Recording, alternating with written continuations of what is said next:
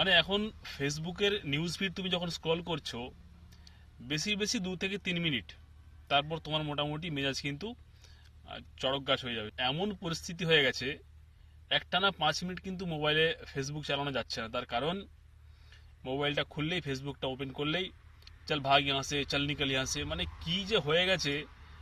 ওই কি বলে না, সাইয়ারা ভাইরাস, কি একটা নতুন একটা মুভি এসছে সাইয়ারা, তো সেই ভাইরাসে এখন সবাইকে মোটামুটি অ্যাটাক করেছে। কেউ কেউ তো নাকি সিনেমা হলে গিয়ে ওপেন কাঁদছে। ঠিক আছে, মানে দেশে শুধুমাত্র বেকারত্বের সংখ্যা বাড়েনি, নির্লজ্জের সংখ্যা টপ লেভেলে পৌঁছে গেছে, টপ লেভেলে।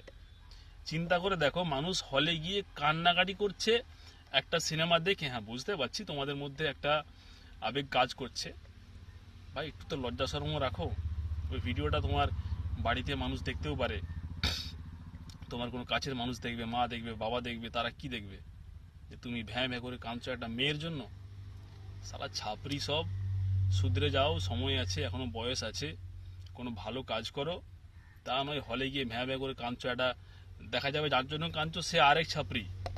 ঠিক আছে, এখন তো ছাপরি ছেলে মেয়ে মোটামুটি সব এখন কম্পিটিশন চলছে, কে কত বড় লেভেলের ছাপরি হতে পারে।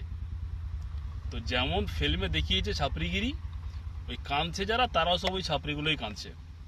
হুম। তো যাই হোক, যেটা বলছিলাম, ফিল্ম দেখো, এনজয় করে চলে এসো। এই কান্না কাটি ফাটি এসব কি? সবাই সুস্থ থেকো, সাবধান থেকো, ভালো থেকো।